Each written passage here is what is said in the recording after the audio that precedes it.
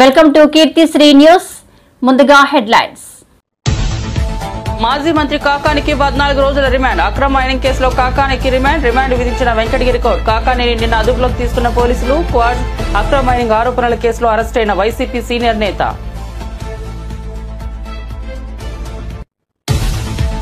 వంశీ చనిపోతే కూటమి ప్రభుత్వం కూలిపోతుందన్న పేర్ని నానిపై కందుల దుర్గేష్ ఫైర్. మనుషుల మరణాలతో రాజకీయ ప్రయోజనాలు ఆశించడం దారుణమన్న దుర్గేష్.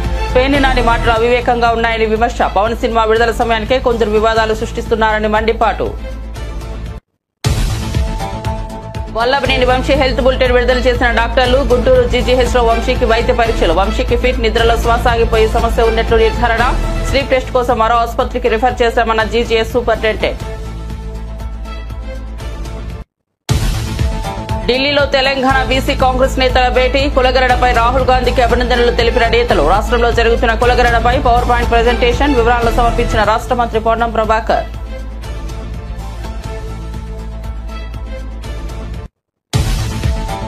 కవిత ఎపిసోడ్ పై ఈటెల సంచలన వ్యాఖ్యలు. కేసీఆర్ దృష్టిలో నెగిటివ్ గా పడితే ఇక అంతే. ఎవరైనా టార్గెట్ చేస్తే వారు ఎవరైనా సరే ఎక్కడున్నా సరే వదలరని వెల్లడి. ఎదురు చెప్పే వారిని తన సమీపంలోకి రానియడని వివరణ. 20 ఏళ్లు దగ్గర నుంచి చూసా. కేసీఆర్ స్వభావం తనకు తెలుసన్న ఈటెల.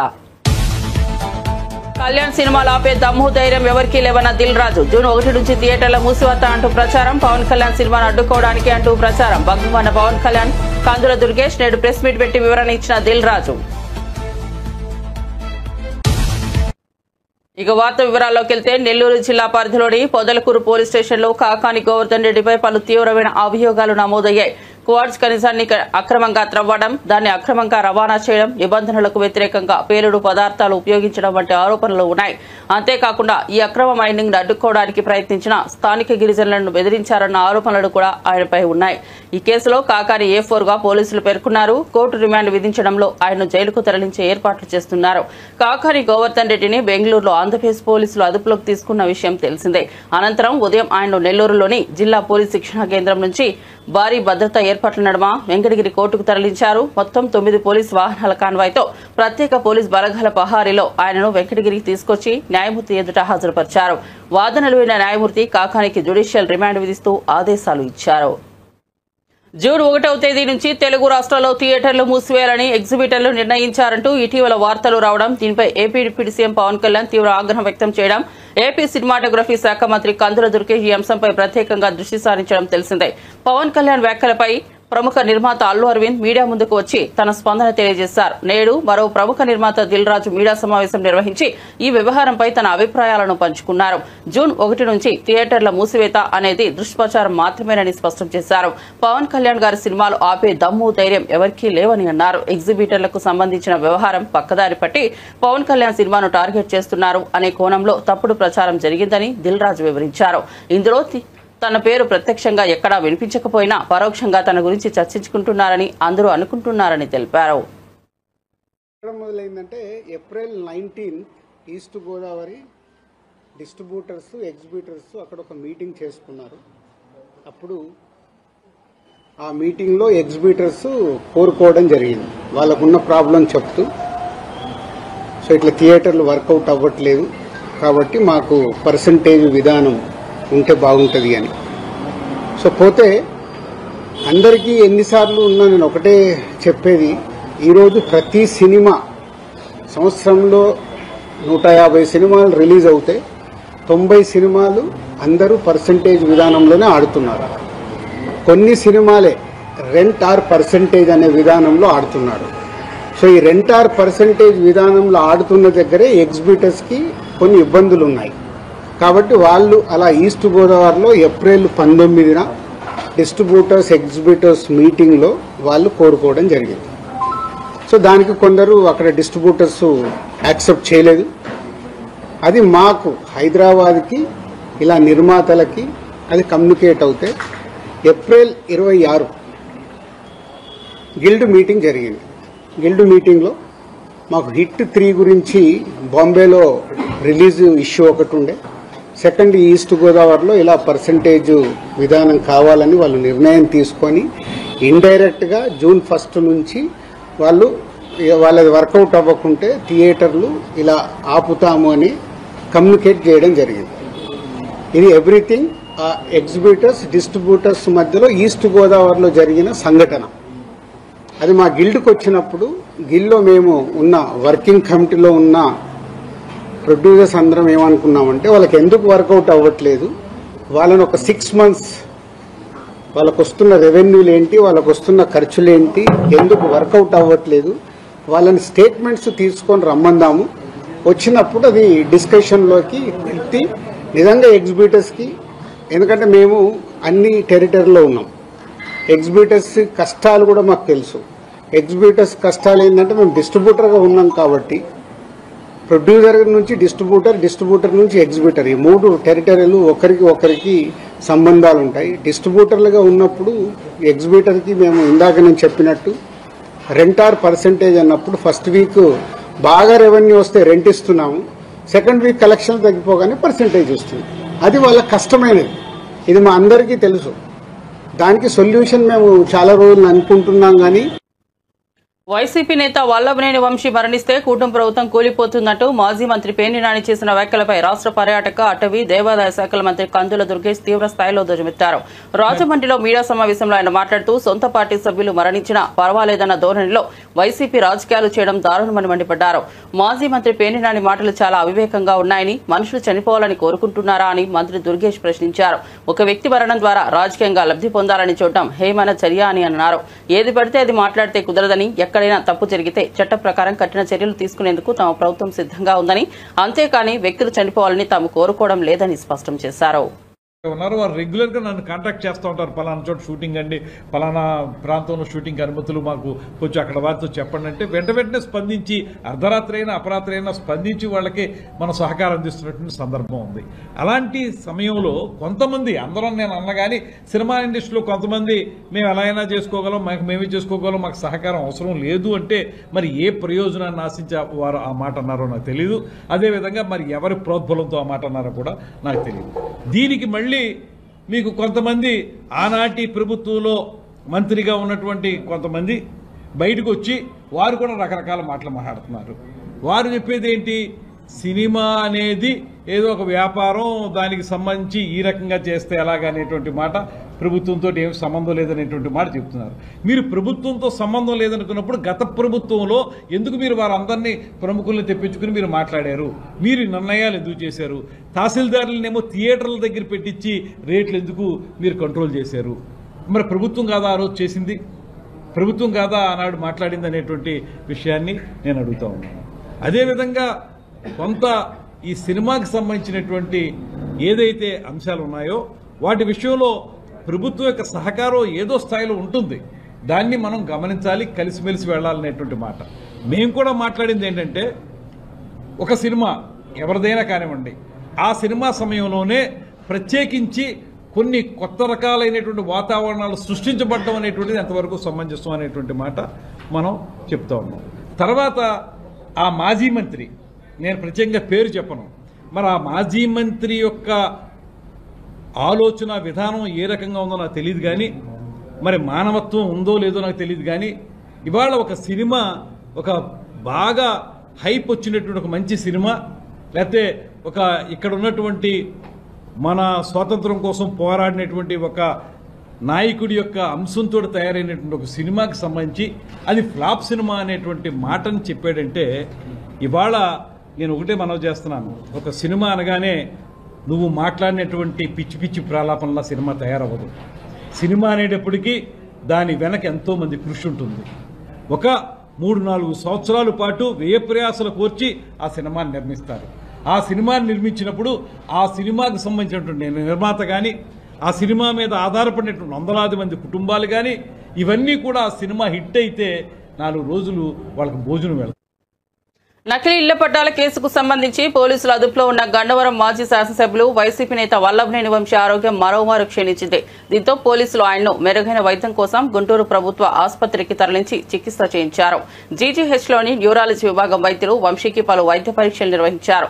ఈ పరీక్షల్లో వంశీ శ్వాస తీసుకోవడంలో ఇబ్బంది పడుతున్నట్లు వైద్యులు గుర్తించారు. వల్లభనేని వంశీ ఆరోగ్య పరిస్థితిపై జీజీహెచ్ సూపరింటెండెంట్ తాజాగా ఒక హెల్త్ బులెటిన్ విడుదల చేశారు. వంశీకి ఫిట్స్ ఉన్నాయి, అలాగే నిద్రపోతున్న సమయంలో ఆయనకు శ్వాస ఆగిపోతుందని సూపరింటెండెంట్ తెలిపారు.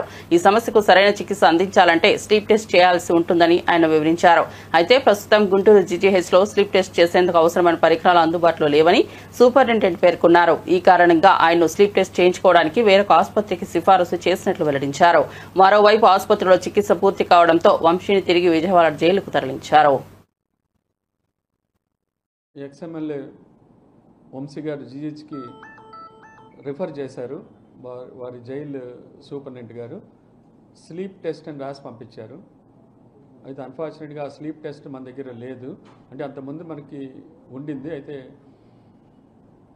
అది గత 1 yearగా రిపేర్లో ఉండటం వల్ల న్యూరాలజిస్టులు చూసి స్లీప్ టెస్ట్ మన దగ్గర లేదు కాబట్టి అది చేయలేమని చెప్పి మిగతా టెస్టులను చేసి మిగతాగా ఎగ్జామిన్ చేసి అట్లాగే జనరల్ ఫిజిషియన్ పల్మనాలజిస్ట్ కూడా వారిని ఎగ్జామిన్ చేసి వారికి మందులు రాసి పంపించారు. అవసరమైనవి చూసి వారు స్టేబుల్గా ఉన్నారని చెప్పారు. అందుకని వారిని అవుట్ పేషెంట్గా చూసి వారికి కావాల్సిన టెస్టులు రాసి ఈ స్లీప్ టెస్ట్ మన దగ్గర అవైలబిలిటీ లేదు.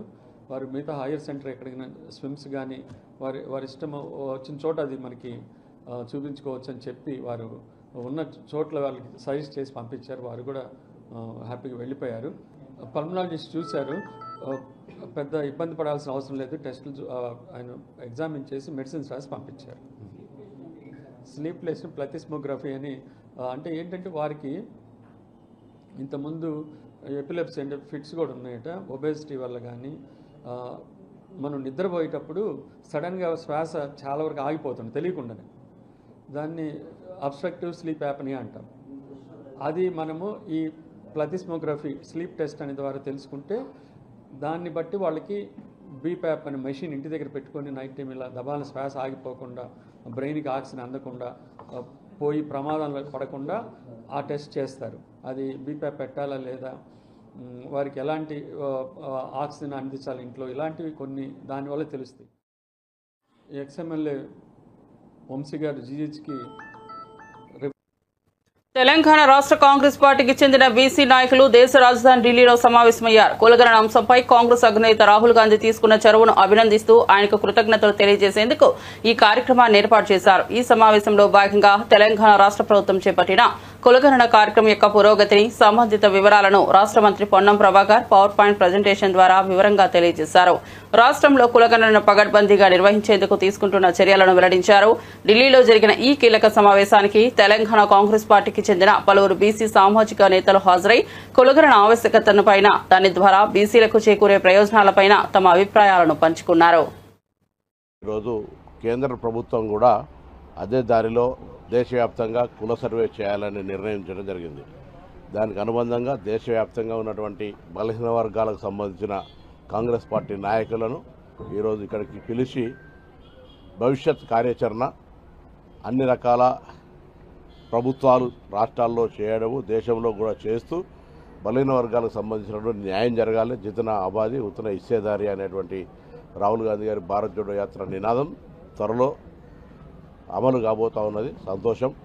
తెలంగాణ రాష్ట్ర బలహీన వర్గాల శాఖ మంత్రిగా ఈ కుల సర్వే జరిగే సందర్భంలో శాసనసభలో బిల్లు పెట్టే సందర్భంలో గౌరవ ముఖ్యమంత్రి గారు, ఉప ముఖ్యమంత్రి గారు, సబ్ కమిటీ చైర్మన్ గారు, గౌరవ సహచర మంత్రులు, పిసిసి అధ్యక్షులు అందరూ కూడా యావత్ తెలంగాణ ప్రజలు అన్ని ప్రతిపక్షాలు కూడా సహకరించినాయి. కొంతమంది వ్యక్తిగతంగా సహకరించకపోయినా ఈరోజు ఈ గొప్ప కార్యక్రమం తెలంగాణ దేశానికి ఆదర్శవంతం.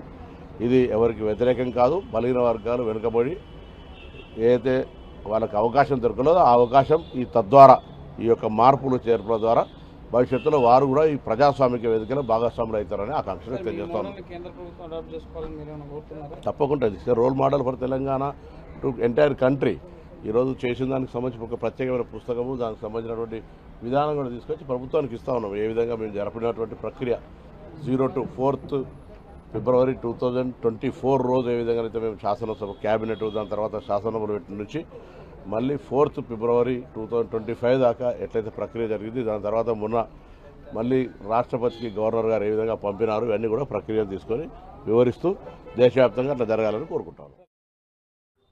ఓబీసీకి సంబంధించినటువంటి డిక్లరేషన్ సంబంధించిన అంశంలో మరి తెలంగాణ నుంచి కాంగ్రెస్ పార్టీ నేతలు, పిసిసి అధ్యక్షుడు మహేష్ కుమార్ గౌడ్ గారు, రాష్ట్రానికి సంబంధించిన బీసీ మంత్రులు పొన్నం ప్రభాకర్ గారు, కొండా సురేఖ గారు, మేమందరం కూడా సుమారు 20 మంది వరకు ఓ ప్రతినిధి బృందంగా ఈ సదస్సుకు రావడం జరిగింది.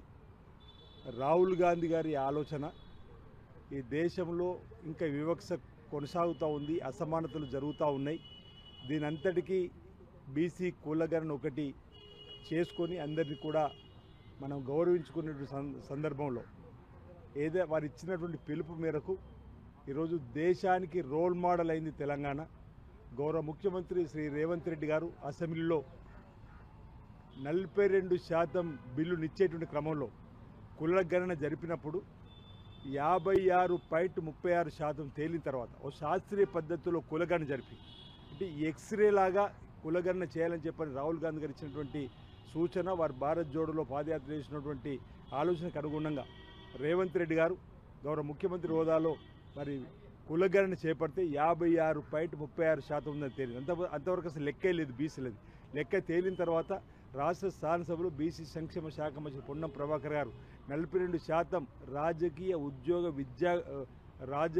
ఉద్యోగ విద్యలో కూడా అందివ్వాలని చెప్పని బిల్లు ప్రవేశపెట్టడం, ఆ బిల్లును బలపరిచే అవకాశం ఒక బీసీ బిడ్డగా శాసనసభ్యుడిగా నాకు అవకాశం కలపడం ఈ జన్మలో అంటే బలహీన వర్గాలకు సంబంధించిన ఒక సువర్ణ అక్షరాలతో లిఖింపబడేటువంటి బీసీ బిల్లును ఈరోజు రాష్ట్ర శాసనసభ రేవంత్ రెడ్డి గారి నాయకత్వంలో మరి ఆమోదింప చేసుకొని దాన్ని ఢిల్లీకి పంపడం.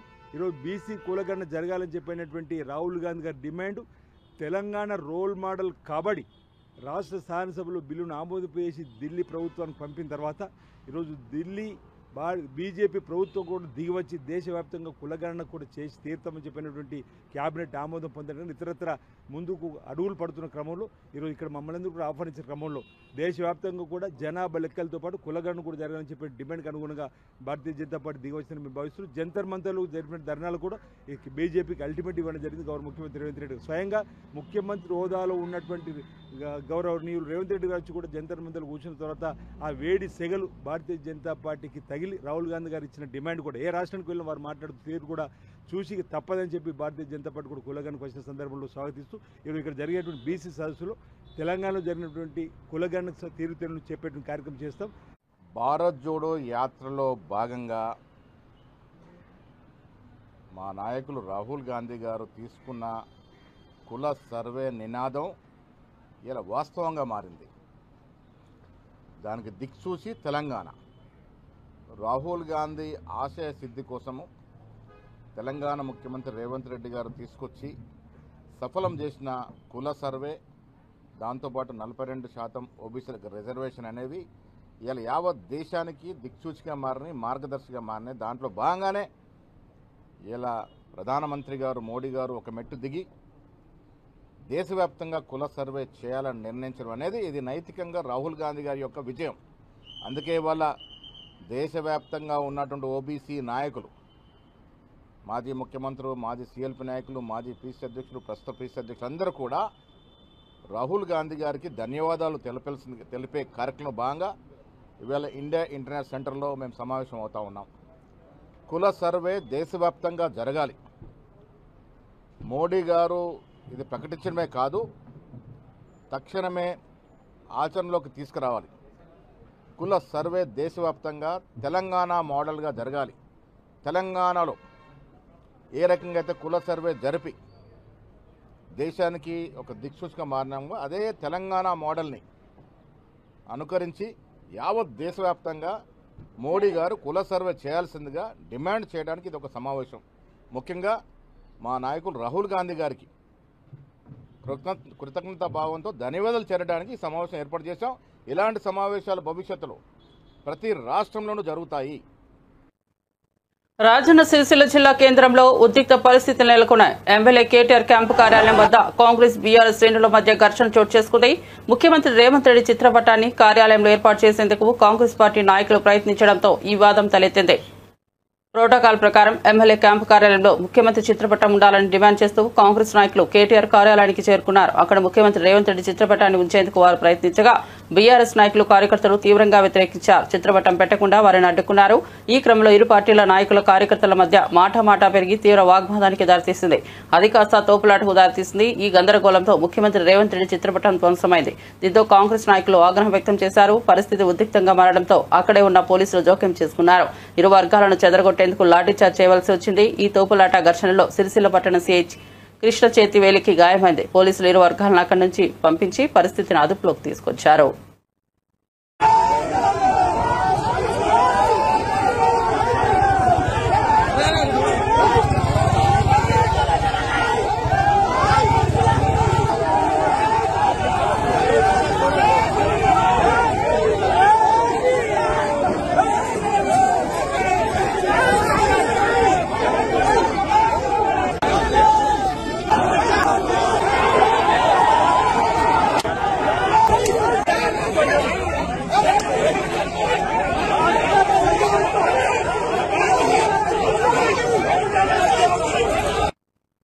కేసీఆర్ తనను తాను ఓ చక్రవర్తిలా రాజులా భావిస్తుంటాడు. ఒక్కసారి ఎవరిపైన అయినా నెగిటివ్ అభిప్రాయం పడితే ఇక అంతే, అది ఎన్నటికీ మారదు. కేసీఆర్ తో కవిత బంధం ఇక అతికే అవకాశమే లేదని బీజేపీ నేత ఈటెల రాజేందర్ సంచలన వ్యాఖ్యలు చేశారు. ఓ మీడియా సంస్థకు ఇచ్చిన ఇంటర్వ్యూలో ఈటెల ఈ వ్యాఖ్యలు చేశారు. కేటీఆర్ కవితల బంధం ఇక ముగిసినట్లేనని ఆయన పరోక్షంగా తేల్చి చెప్పారు. కేసీఆర్ కు ఎదురు చెప్పేవారు ఆ తర్వాత ఆయన దరిదాపుల్లో కూడా వెళ్లలేరని వివరించారు. తెలంగాణ ఉద్యమ కాలం నుంచి దాదాపు 20 సంవత్సరాలుగా కేసీఆర్ వెన్నంటే ఉన్నానని, ఆయన్ను చాలా దగ్గర నుంచి చూసిన వ్యక్తిగా తాను ఈ మాటలు చెబుతున్నానని ఈటెల పేర్కొన్నారు. ఎండలతో అల్లాడుతున్న ఆంధ్రప్రదేశ్ ప్రజలకు చల్లని కబరు.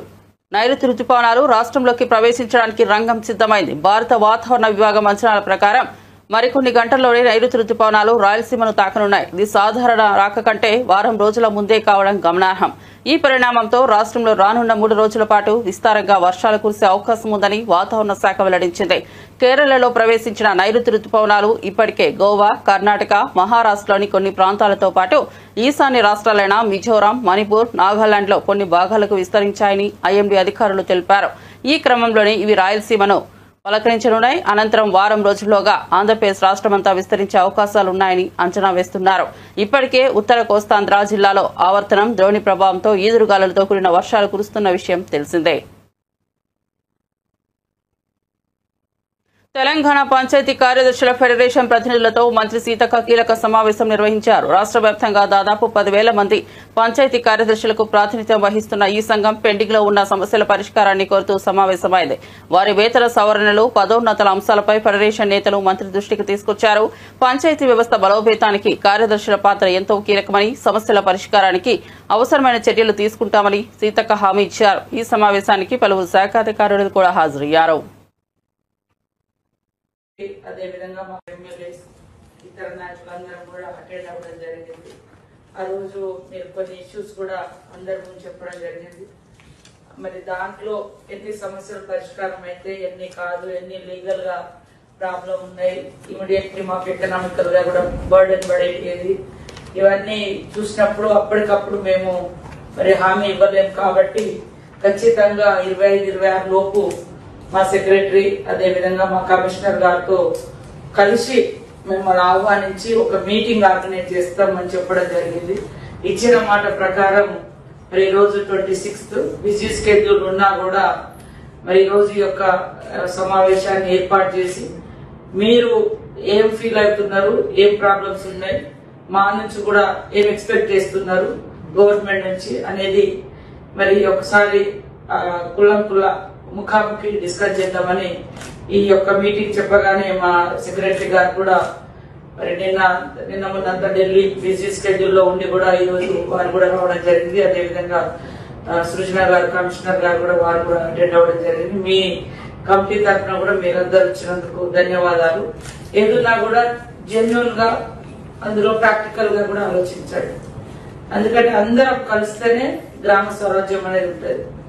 మరి ఈ రోజు గ్రామాలలో సర్పంచులు లెక్క కొద్దిగా అదనపు బార్డర్ ఉంది. విఆర్ఏ వాళ్ళు కూడా లెక్క కొంత మీకు అదనపు బార్డర్ పడింది. రాబోయే కాలంలో ఇది తొందరగా విఆర్ఓలు కూడా మాక్సిమం వాళ్ళని కూడా సెలెక్ట్ చేస్తున్నట్టుంది. తర్వాత గ్రామ పంచాయతీలు కూడా అయితే అది తొందరగా కంప్లీట్ కావాలని మేము కూడా ఆలోచన చేస్తున్నాం. ఎలక్షన్స్, ఎమ్మెల్యేస్, ఇతర నాయకులందరం కూడా అటెండ్ అవ్వడం జరిగింది. ఆ రోజు మీరు కొన్ని issues one nation one election పై దేశవ్యాప్తంగా చర్చలు ముదురుతున్న తరుణంలో చెన్నైలో బీజేపీ నిర్వహిస్తున్న ప్రత్యేక సెమినార్ కు ఏపీ ఉప ముఖ్యమంత్రి పవన్ కళ్యాణ్ ముఖ్య అతిథిగా హాజరవుతున్నారు. ఇప్పటికే ఎన్డీఏ భాగస్వామిగా పవన్ ఈ అభ్యంతరం లేని మద్దతును ప్రకటించారు. తమిళనాడు డీఎంకే వేదికపై తీవ్ర వ్యతిరేకత తెలిపిన సమయంలో అదే గడ్డపై పవన్ మద్దతు పలుకుతున్నట్లు అంచనా. చెన్నైలో బీజేపీ నేతలు పవన్ కు ఘనంగా స్వాగతం పలికారు. ఈ సెమినార్ ద్వారా పవన్ చేసిన వ్యాఖ్యలు దక్షిణాది రాష్ట్రాల్లో ఈ డిబేట్ ను మరింత వేడెక్కించే అవకాశం ఉందని రాజకీయ వర్గాలు భావిస్తున్నాయి. And all these things, if you look at together, why we have to have an election every 3 months or 4 months, either municipal elections, either panchayat elections, either state elections or MP elections or MLA elections consistently. What is happening in Bihar will have an impact in Tamil Nadu. What is happening in Andhra will have an impact in Maharashtra. Somewhere we should put an end. The purpose of one nation, one election is to put an end to all this. Right from, it should not just a two-tier election, it should be a three-tier election. Right from parliament, right from assemblies till the local bodies, it should be one election. That is the intent, that is the purpose of this entire exercise what we are doing. Thank you. Leaving the political food to be gained here, you said that there has been a talk that federal structure may be disturbed. In which way federal structure could be, if you look at that's what I was saying in the speech. In Odisha, if you say people have decided, we are undermining the capability and intelligence of people. People are extremely smart. They know whom to vote for. They don't, someone like, it is all about, we are talking, the entire central leadership are under the Modi ji is completely, we are taking it forward. It is not about who wins or who loses. It's about what best we can do for the people. In this particular scenario, one nation, one election, the development will be very fast. And for example, if I want, even 15th Finance Commission funds are getting delayed because they say that panchayat elections had to be held for that. And so many issues are recurring. There is no federal structure, federal spirit will be like it will be disturbed. There is no way. It's always a fear. It is more of a political debate rather than reality. That's what we'll. Given the present form, Election Commission struggles with conducting elections, stretching it to 3 months, 4 months. Do you think when they have to hold for the entire assembly's mistake? So we have to understand. Sir, we have to understand. We have to understand. We have to understand. Don't undermine. Let us not undermine the capabilities of our Indian administration. We did the first elections. We went to the interiors of the Assam. We went to the interiors of forest on elephant. We have taken the ballot boxes on elephant bags. I think we are capable. If we are able to do Aadhaar card, no one could do till today. I think simultaneous elections is not an issue with the size of administrative strength we have. I think that can't hold water. But parliament elections alone could take 2 to 3 months. We will devise ways. We will find ways. It will take much longer time. Not necessarily. We will devise ways. We will find ways. Even let us say, okay, your argument say if it's say 2 months or 3 months. But when compared to, imagine recurring elections every 1 year, 2 years, which is better? This is better. But we firmly believe we have the administrative capability and administrative ability to take this forward. So what Tamil Nadu is being asked is that if a president rule is being implemented, that is actually going to break this cycle. How do we have any options for that, to handle that? This is what I'm saying. Instead of negating it, instead of let it go forward, then whatever the hurdles are there, that's what I've been saying it continuously even before and even now.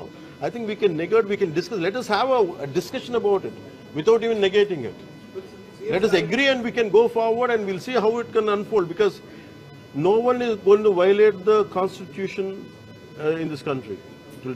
Maybe we have some issues, we can sit and discuss and we can solve it. But if you don't give a dialogue, if you don't give a space for dialogue, the issue is going to crop up.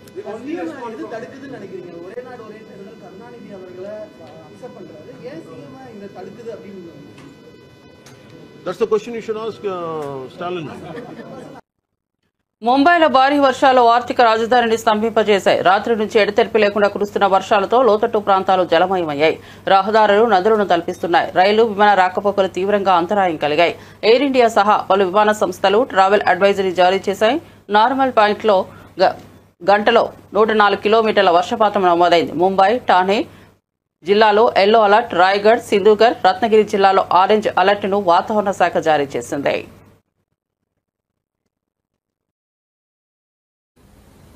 మరిన్ని updates గురించి చూస్తూ ఉండండి కీర్తి Shri news.